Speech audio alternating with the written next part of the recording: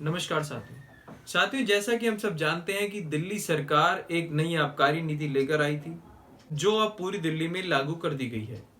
और इस आबकारी नीति के तहत हर वार्ड में लगभग 4 शराब की दुकानें खोल दी गई हैं।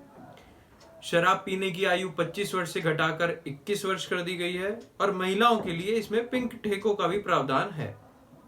परंतु कुछ शराब की दुकानें ऐसी भी इनमें सामने आई जो रेजिडेंशियल एरिया में खोली गई, जो स्कूल और मंदिरों के पास खोली गई, जिसके विरोध में भाजपा दिल्ली और उस क्षेत्र के निवासी जमीन पर उतरे। बहुत कोशिश के बाद भी अभी तक उनमें से कुछ ठेके बंद हो चुके हैं, परंतु कुछ अभी भी उसमें से चल रहे हैं। बीते दिनों से कुछ ऐसी खबरें आ रही थी कि अब शराब मुफ्त बंट रही है, एक बोतल लेने पर एक बोतल मुफ्त मिलती है।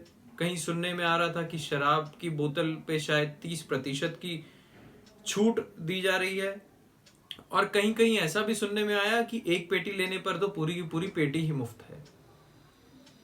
तो बेहद चिंताजनक ये बात मुझे लगी। परंतु आज सुबह, रविवार की सुबह सुबह कुछ ऐसे चित्र सामने आए जिसमें इन शराब की दुकानों के बाहर लंबी कतारें नजर आई।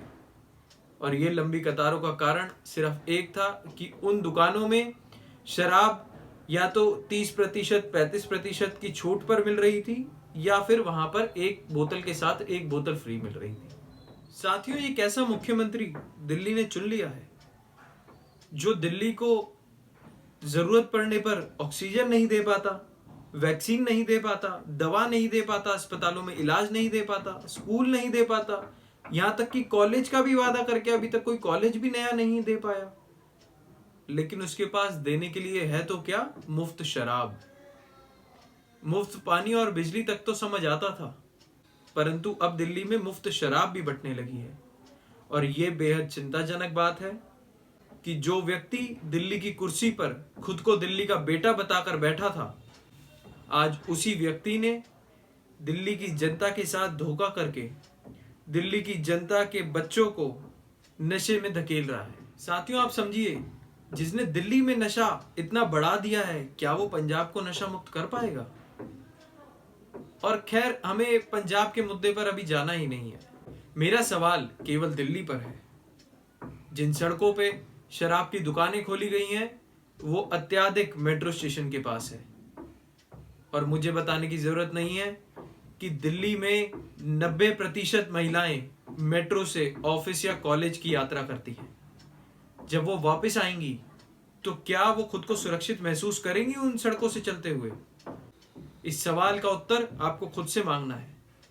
और केजरीवाल जी को अभी तक अपनी इस गलती का एहसास नहीं हुआ है, इसलिए वो पंजाब के चक्कर लगा रहे हैं। परंतु मेरा निवेदन है आप सब लोगों से कि पहले नगर निगम के चुनाव में आप अपना मतदान करने जाएं तो याद रखिएगा कि जिस मुख्यमंत्री की जिम्मेदारी आपको अस्पताल देने की थी, शिक्षा देने की थी, टीकाकरण देने की थी, ऑक्सीजन सिलेंडर देने की थी, उसने आपको दिया तो क्या दिया? केवल और केवल मुफ्त शराब। और केजरीवाल जी के इस फैसले से दिल्ली के हर परिवार को नुकसान हो रहा है।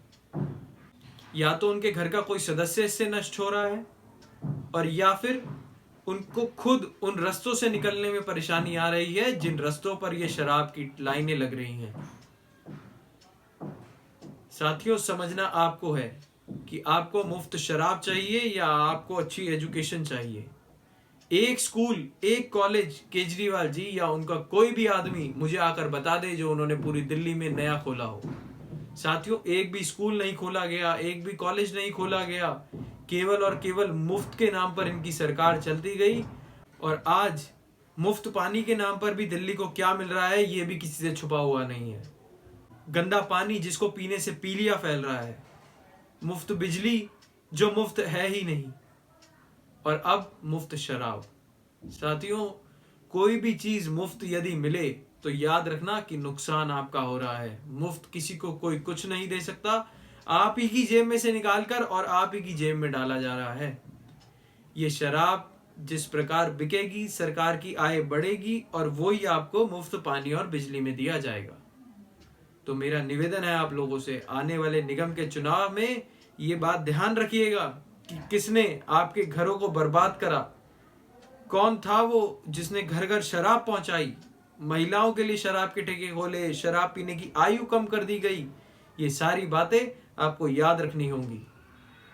और अंत में मेरा निवेदन है दिल्ली के मुख्यमंत्री अरविंद केजरीवाल जी से कि अगर आपके अंदर इतना सा भी एहसास अपनी गलती के प्रति है तो अपनी इस विनाशकारी आबकारी नीति को वापस लें, क्योंकि दिल्ली की जनता को इससे भारी नुकसान पहुंच रहा है। धन्यवाद।